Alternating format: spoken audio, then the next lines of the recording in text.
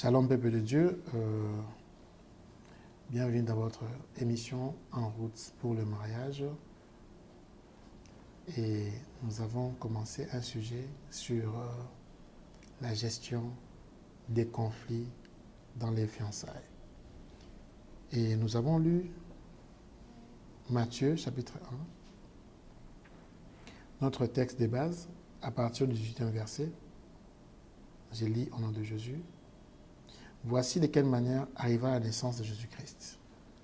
Marie, sa mère, ayant été fiancée à Joseph, se trouvant enceinte par la vertu du Saint-Esprit, avant qu'ils eussent habité ensemble. Joseph, son époux, qui était un homme de bien et qui ne voulait pas la diffamer, se proposa de rompre secrètement avec elle. Comme il y pensait, voici un ange du Seigneur lui apparaît en songe et dit: Joseph, fils de David, ne crains pas de prendre avec toi Marie, ta femme, car l'enfant qu'elle a conçu vient du Saint-Esprit. Père, nous vous disons merci. Merci pour tout, merci pour ta grâce. Enseigne-nous, parle-nous, transforme un couple. Au nom de Jésus-Christ. Amen. Amen. Nous avons commencé un thème qui soulève beaucoup d'encre et de salive. Alors, accrochez-vous dans vos divans, dans votre salon. Je ne sais pas si vous me suivez ou sur YouTube. Accrochez-vous, car Dieu va parler à quelqu'un. Dieu va parler à quelqu'un. La fois passée, nous avons évoqué la première des choses que nous avons listées, c'était les conflits de couple se gèrent secrètement. Joseph a géré un conflit secrètement. Joseph n'est pas allé sur Facebook, n'est pas allé sur Twitter, sur YouTube, Instagram, WhatsApp, tout ce que vous connaissez. Joseph a géré les conflits secrètement. C'était un cas de soupçon d'infidélité.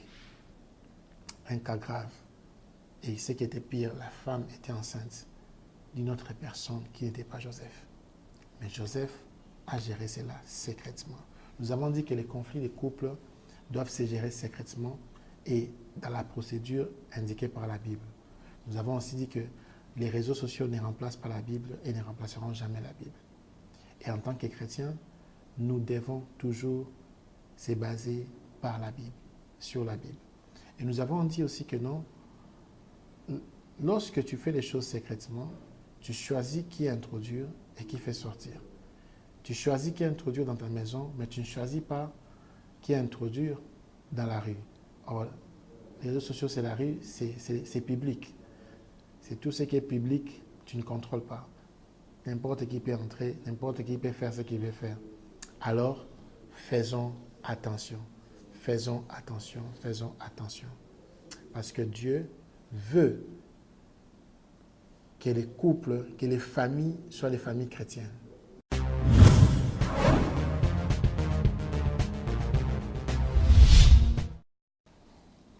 Les conflits sont gérés secrètement. Secrètement. Et ma prière aujourd'hui, que Dieu nous donne la sagesse de bien gérer les conflits dans les couples. Alors, la deuxième des choses dont nous allons parler aujourd'hui, c'est toujours dans le cas de Marie et Joseph. Joseph et Marie étaient en fiançailles. C'était sa fiancée. Et il y a une autre chose que Joseph a fait pendant ce temps de conflit. Les conflits, c'était le propriétaire de la grossesse n'était pas connu. C'est vrai qu'on avait dit le Saint-Esprit, mais c'était une personne virtuelle qu'on ne peut pas toucher comme ça, comme un humain. C'est ça le problème. Joseph voulait voir un coupable. La famille de Joseph voulait voir un coupable. Marie devait montrer où habite le Saint-Esprit. Marie devait montrer les propriétaires de cette grossesse habitent où est son visage. On n'a jamais vu ce visage-là physiquement comme ça. Et c'était un problème sérieux. Alors, il y a autre chose qui attire notre attention que Joseph a fait. La Bible dit, toujours dans Matthieu chapitre 1, verset 18,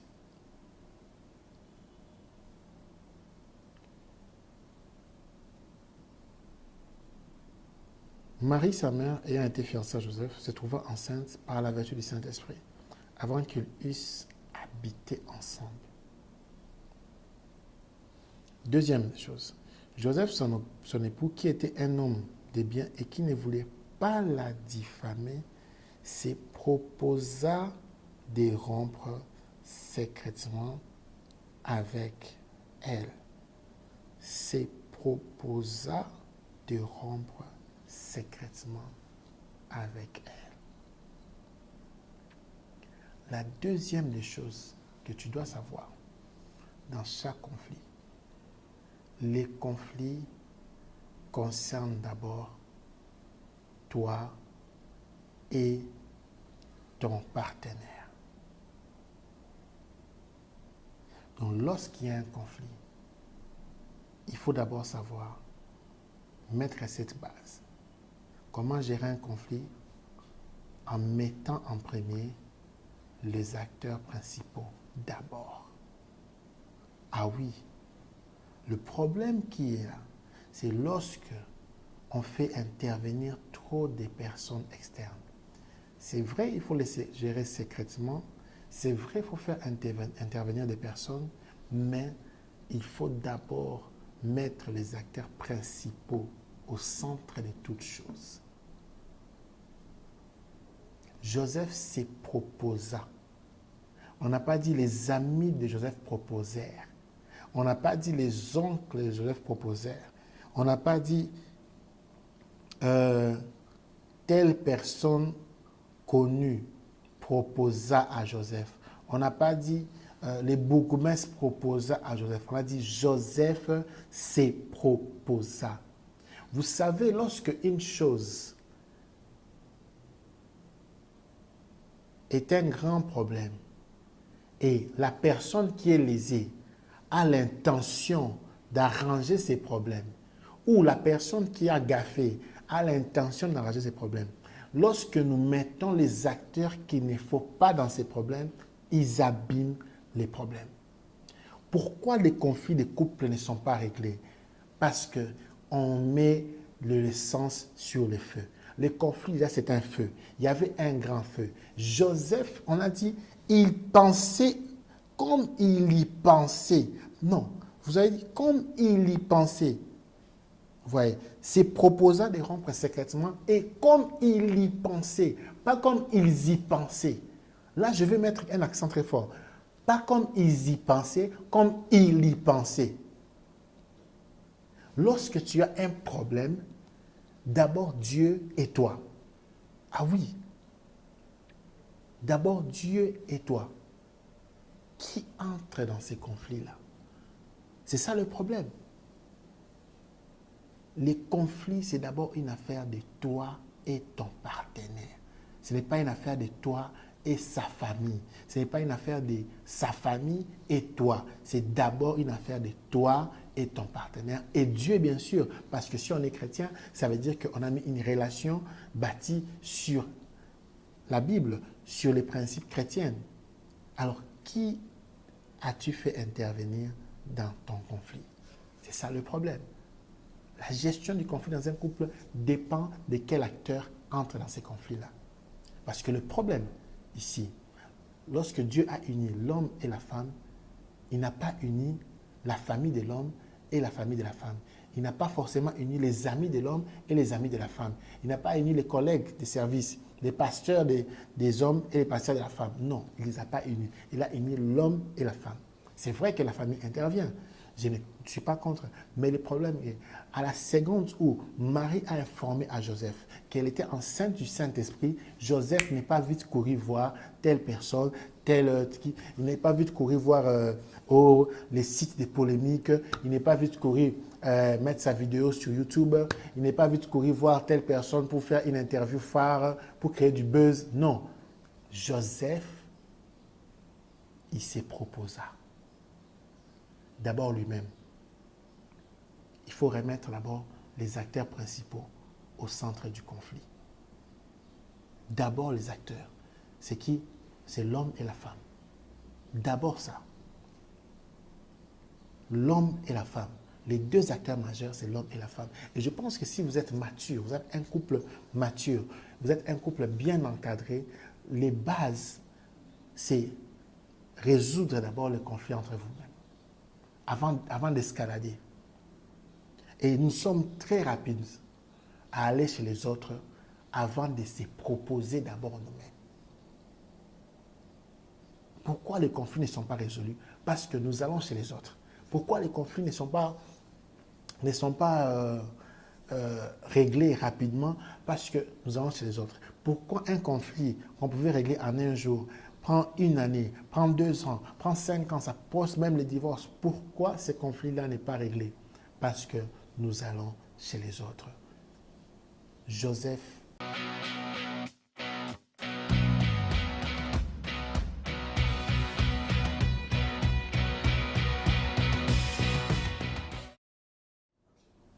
Shalom peuple de Dieu,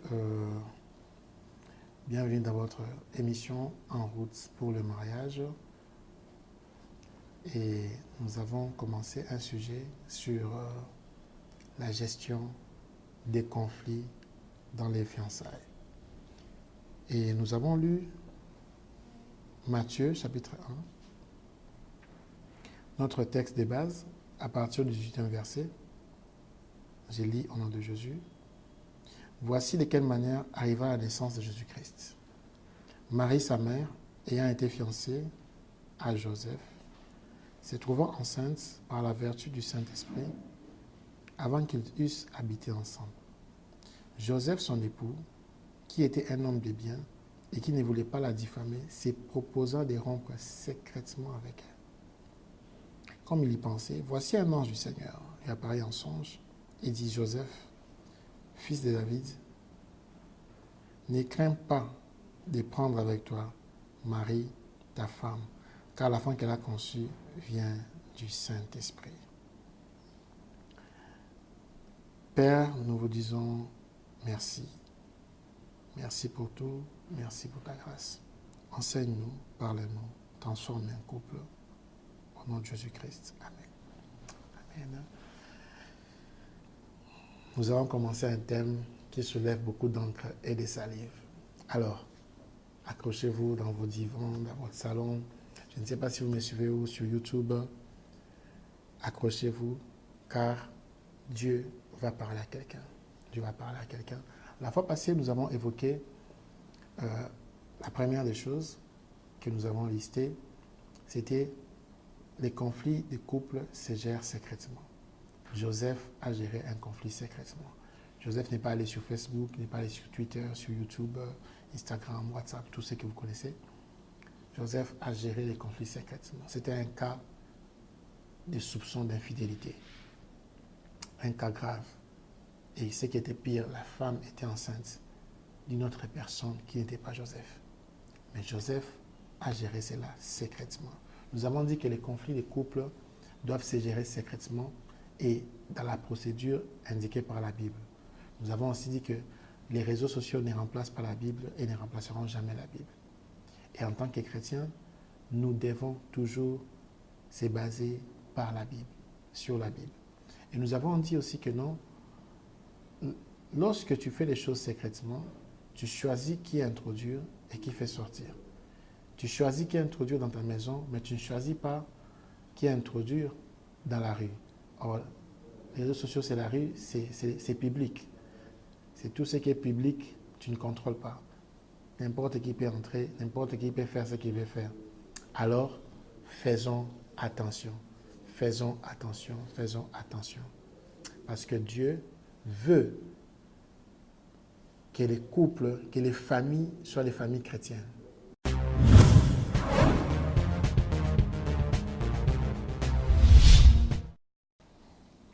Les conflits sont gérés secrètement. Secrètement. Et ma prière aujourd'hui, que Dieu nous donne la sagesse de bien gérer les conflits dans les couples. Alors, la deuxième des choses dont nous allons parler aujourd'hui, c'est toujours dans le cas de Marie et Joseph. Joseph et Marie étaient en fiançailles. C'était sa fiancée. Et il y a une autre chose que Joseph a fait pendant ce temps de conflit. Les conflits, c'était le propriétaire de la grossesse n'était pas connu. C'est vrai qu'on avait dit le Saint-Esprit, mais c'était une personne virtuelle qu'on ne peut pas toucher comme ça, comme un humain. C'est ça le problème.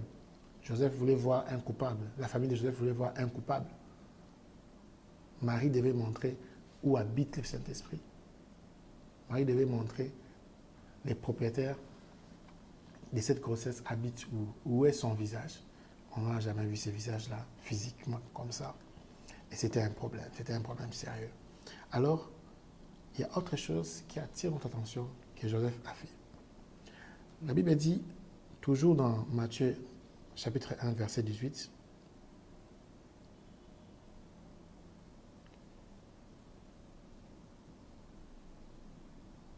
Marie, sa mère, ayant été fiancée à Joseph, se trouva enceinte par la vertu du Saint-Esprit, avant qu'ils eussent habité ensemble.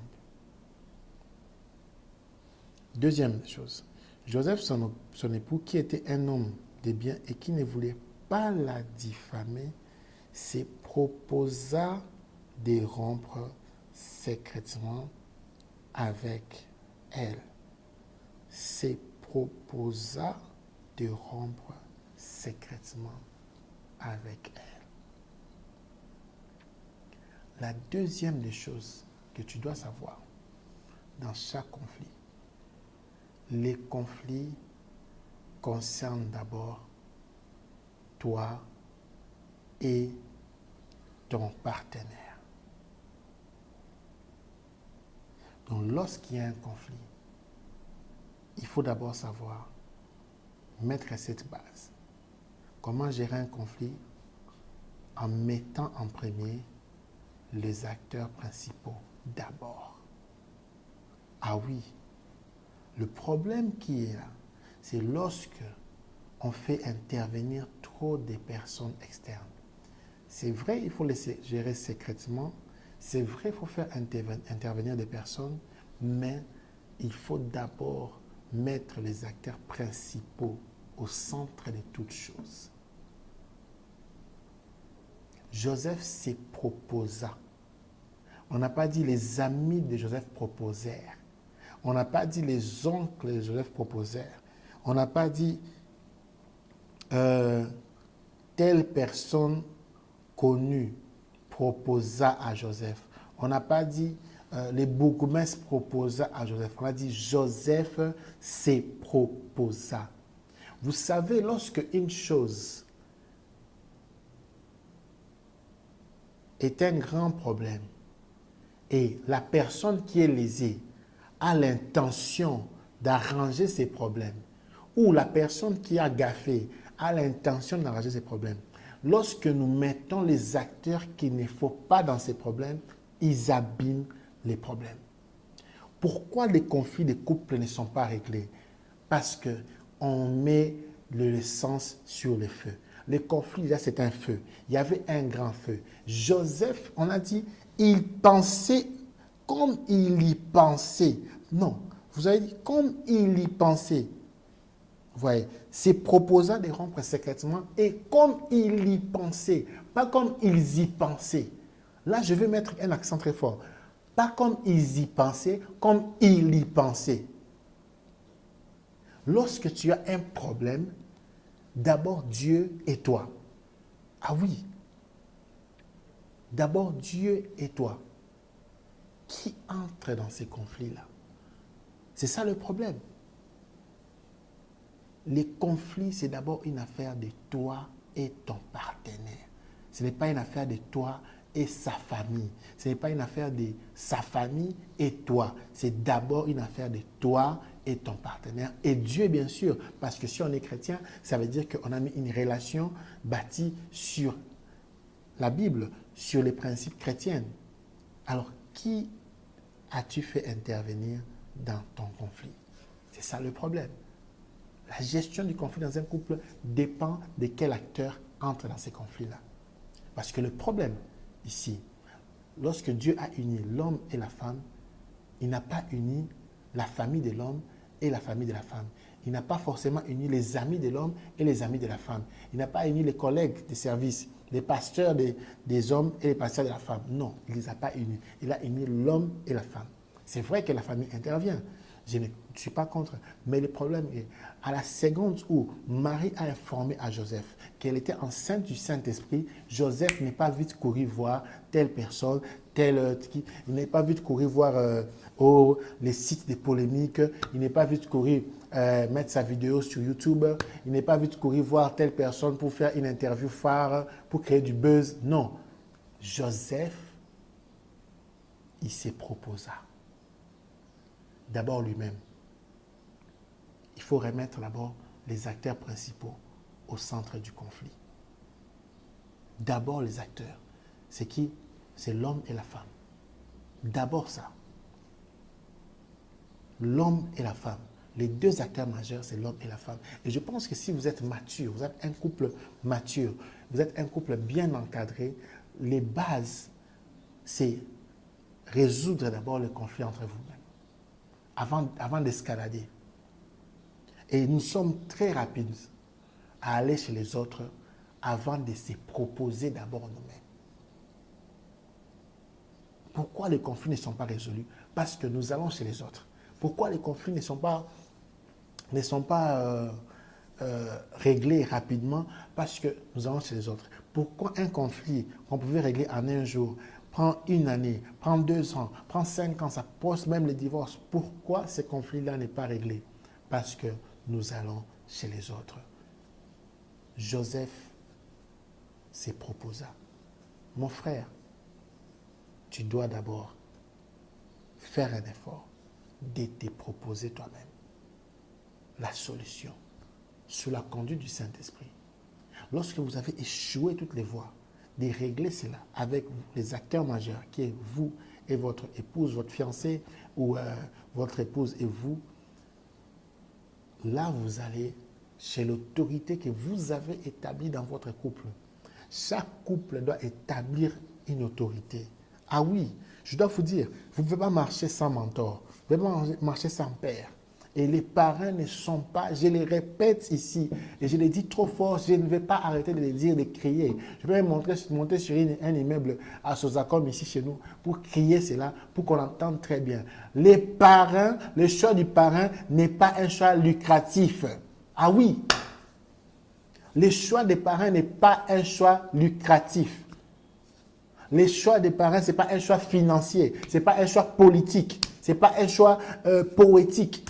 C'est un choix prophétique et avec l'aide du Saint-Esprit, spirituel. Ah oui, les choix des parents, les choix des arbitres. Dans un match même, on choisit l'arbitre. La confédération choisit l'arbitre. Ce n'est pas tout le monde qui a un mot à dire sur mon conflit avec ma femme. Non, ce n'est pas tout le monde qui doit parler. Ce n'est pas tout le monde qui doit parler. Qui entre dans ces conflits-là pour résoudre ces conflits? Ce n'est pas tout le monde qui doit crier sur moi. Non. Ce n'est pas tout le monde qui a un téléphone qui doit commencer à m'insulter. Non. Ce n'est pas tout le monde qui doit donner des leçons au téléphone, les réseaux sociaux. Non. Ce n'est pas tout le monde qui peut m'appeler pour me dire quoi faire. Ce sont les personnes que moi et mon épouse, ou bien mon épouse et moi, ou ma fiancée et moi avons choisi pour intervenir dans ces conflits-là. Là, j'ai parlé. Lorsque les conflits quittent le cadre de l'homme et la femme et qu'il n'y a pas de solution, si Joseph n'avait pas eu l'intervention du Saint-Esprit et du reste, Joseph avait comme arbitre Dieu. Et l'ange l'a parlé parce que Joseph avait établi dans sa relation, l'arbitre principal, c'est Dieu. Et aujourd'hui, l'ange que tu vois qui va te parler, ce n'est pas un ange qui va forcément venir dans un songe, mais c'est l'ange que tu as choisi comme arbitre dans ton couple. Où sont les arbitres? Pendant qu'on jette en pâture les couples de Dieu. Où sont les arbitres? Avez-vous des arbitres? Avez-vous des arbitres? Avez-vous des arbitres? Je tremble parfois lorsque j'ai peut-être un point de discorde avec mon épouse, ou même, surtout, je parle des fiancés, quand on était fiancés, je me souviens, j'ai tremblé lorsque je vois le téléphone de ma marraine sonner. Quand je vois son numéro, je tremble directement, je me dis, mais qu'est-ce que j'ai encore fait? Mais si une autre personne m'appelait, j'étais calme. Quand je vois mon père m'appeler, quand je parle le père du couple m'appeler, je tremble. Je me dis, mais qu'est-ce que j'ai encore fait? Parce que ce sont des acteurs que j'ai choisis moi-même pour être arbitre. Moi et mon épouse, même depuis les fiançailles, on a choisi ces personnes-là pour être arbitre des conflits. Parce que j'ai dit ceci, les conflits sont inévitables. Dans tous les couples du monde, il y a des conflits. Même les couples parfaits que vous voyez, il y a des conflits. Mais gérer les conflits demande de la sagesse et de la maturité et surtout demande que nous soyons bibliques et non poétiques et non politiques et non sentimentales. Les phrases sont bonnes, les poèmes sont bons, les phrases sont bonnes, les poèmes sont bons, mais ça ne transforme pas les conflits en une solution. La Bible et la sagesse divine transforment les conflits en une solution. Et j'aimerais te dire aujourd'hui, là où il y a l'amour, il y a une possibilité de résoudre les problèmes. Là où il y a l'amour, tu peux encore changer la situation. Tu n'es pas toujours obligé d'aller dos au mur. Tu peux changer la situation. Mon frère, ma soeur, tu peux changer la situation. Tu veux refuser ta fiancée, tu peux encore arranger cette histoire. À moins que ce soit une chose qu'on ne peut pas arranger. Mais si on peut régler cela, tu peux encore te marier, ma soeur. Tu peux encore te marier, mon frère. Tu peux encore. J'ai toujours dit, la première institution de Dieu, ce n'était pas l'Église, c'était la famille, c'était le mariage. Le mariage est venu avant l'Église. Ça démontre que la volonté parfaite de Dieu est que l'homme et la femme soient un. Et que l'homme et la femme bâtissent une famille. Et l'homme et la femme servent l'Éternel avec leur famille, avec leurs enfants. Et ma prière aujourd'hui, que tu serves l'Éternel. Ma prière aujourd'hui, que ton cœur soit en paix. Ma prière aujourd'hui est que tu règles ces conflits-là. Règle ces conflits-là. Tu dois te mettre dans la position de l'acteur principal. Ce n'est pas un film d'Hollywood où tu dois recruter beaucoup de figurants. Écoutez, évitez les figurants dans votre conflit. Les figurants, ils peuvent être là, ils vous mettent des pots de bananes. Ce sont des figurants, ils n'ont rien à faire, ils apparaissent dans un film peut-être pendant 1 minute, mais ils peuvent causer des dégâts sérieux. Si vous avez suivi les films d'un prince à New York, c'est un film connu chez nous au Congo, il y avait un acteur qui était apparu lors du braquage du restaurant. L'acteur là a braqué le restaurant, il a causé des dégâts, mais je pense que son apparition n'était même pas de 3 minutes. C'était un figurant. Les figurants peuvent venir dans les films de ton conflit, mais ils peuvent causer des dégâts qui vont rester éternels. Alors évite de faire entrer les figurants dans ton conflit. Les acteurs principaux, c'est toi et ton partenaire. C'est vous qui devez régler ces conflits-là. Et mettez Dieu au centre pour régler ces conflits-là. Et si vous n'arrivez pas, faites entrer un autre acteur qui sera l'arbitre que vous avez déjà choisi même avant la relation. L'arbitre ne se choisit pas lors du conflit. L'arbitre se choisit avant le conflit. Joseph a été visité par un ange parce que Joseph était déjà en relation avec Dieu avant le conflit. Joseph n'a pas attendu d'interroger Dieu lors du conflit.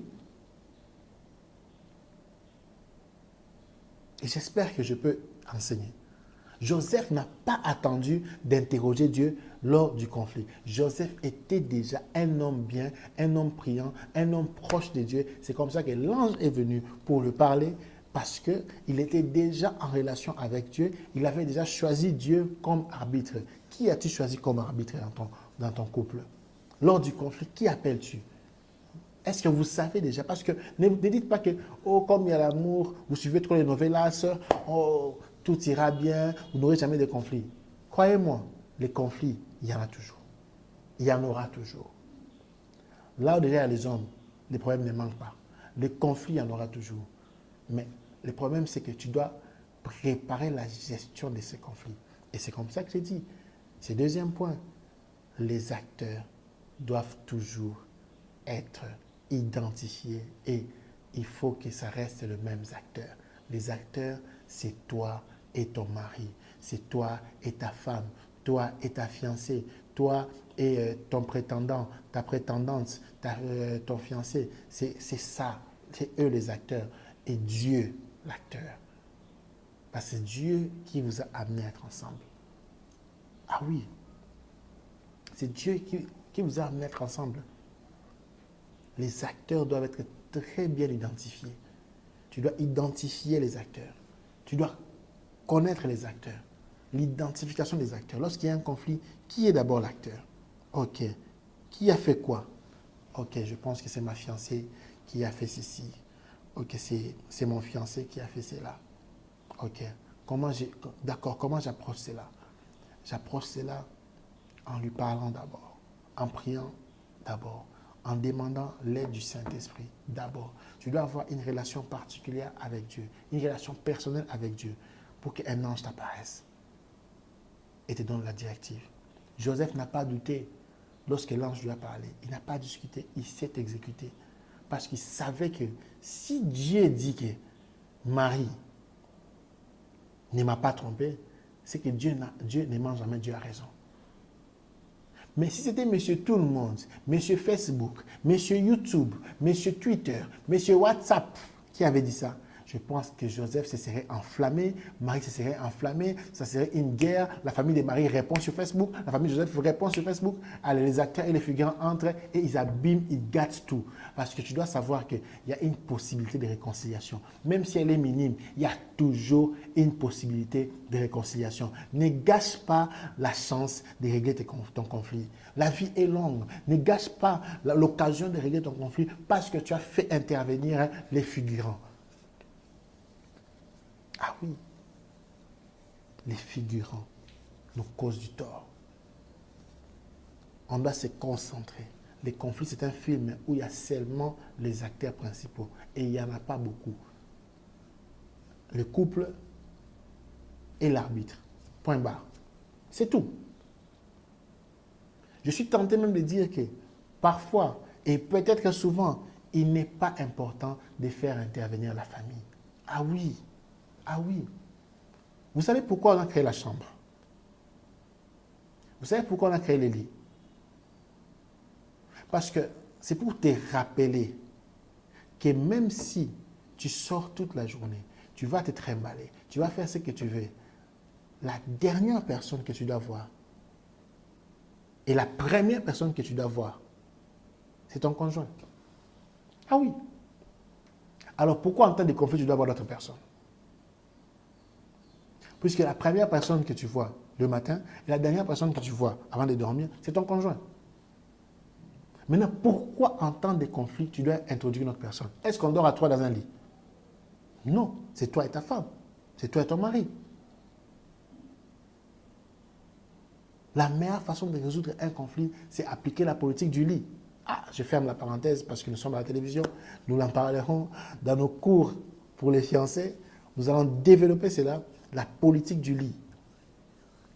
La politique du lit, si nous avons cette philosophie du lit, les conflits se régleront rapidement et il y en aura de moins en moins. Au lit, on n'est qu'à deux. Mais pourquoi lorsque ça base, on est à 1000, à 5000, à 5 millions, on est dans le buzz? Non, au lit, on n'est qu'à deux. Pourquoi lorsqu'il y a des conflits, on est sur Facebook, on est sur YouTube, on est sur WhatsApp, on est partout. Mais au lit, on n'est qu'à deux. La première personne que tu vois le matin, c'est ton conjoint. Quand tu tournes le dos, je vois ma femme. Et quand je vais dormir, il y a une personne, je tourne encore, je vois ma femme. Donc lorsque ça barde, alors je dois aussi voir ma femme. Je dois aussi voir mon mari. Et les fiancés. Vous devez déjà avoir cette philosophie-là. Parce que lorsque tu es fiancé, tu veux épouser une personne, tu programmes dans ta tête à voir cette personne-là comme la dernière personne avant de dormir. Comme la première personne lorsque tu te réveilles. Ça conditionne ta vie à vivre avec la personne éternellement. Lorsque tu as choisi ça, donc tu conditionnes ta vie à vivre avec la personne éternellement. Et lorsque tu as conditionné ta vie à vivre avec la personne éternellement, ça veut dire que lorsque tu as les conflits, l'acteur principal, c'est toi. Les acteurs principaux, c'est toi et ton conjoint. Et Dieu, bien sûr. Lorsque vous allez chez Dieu, spirituellement, vous n'arrivez pas. Prenez le représentant de Dieu que vous avez établi vous-même comme arbitre. Tu ne peux pas commencer un fiançailles si tu n'as pas d'arbitre. Tu ne peux pas penser te marier si tu n'as pas d'arbitre. Pourquoi nous cherchons des parrains? Ce n'est pas pour contribuer les bisous aux $100, $500 lorsqu'on veut se marier. Ce n'est pas pour qu'ils contribuent, c'est content. Oh, je prends ces parrains parce qu'il va contribuer. Quelle cupidité, quel manque de sagesse, quelle immaturité. Prends un parrain qui sera comme cet ange qui a parlé à Joseph. Le parrain doit être un ange qui parle à Joseph. Si ton parrain n'est pas un ange qui parle à Joseph, alors c'est un mauvais parrain. Ah oui, si l'arbitre que tu as choisi, c'est un bailleur de fonds et il n'est pas un ange qui parle à Joseph pour lui donner la directive, alors c'est un mauvais. Lors du conflit, tu vas pleurer, tu vas divorcer, tu vas tout perdre parce que tu as choisi le mauvais arbitre. Ah oui, les conflits se règlent par la sagesse. Et on doit établir les acteurs. L'homme et la femme et Dieu sont les trois acteurs principaux. Et Dieu a un représentant que vous avez choisi. C'était ça ma conclusion. Que Dieu vous bénisse. Que vous soyez des bons couples. Ma prière est que Dieu fasse de vous des couples modèles. Dieu fasse de nous des couples modèles. Que Dieu nous aide à régler les conflits. Que Dieu nous aide à choisir les acteurs. Que Dieu nous aide à être seulement nous et Dieu comme acteurs principaux lorsqu'il y a un conflit. Que Dieu vous bénisse puissamment. C'était le prophète Yannick Amos dans En route pour les mariages. J'espère que tu as été béni. Partage cette vidéo à ton voisin. Suis-nous sur YouTube. Nous sommes là. La chaîne, c'est Yannick Amos Moussas. Abonnez-vous. S'il y a des questions, posez-les sur les commentaires. C'est sur YouTube. Et pour ceux qui ne veulent pas YouTube, les DVD de cet enseignement sont disponibles au ministère École de la Parole. Que Dieu vous bénisse puissamment. À bientôt.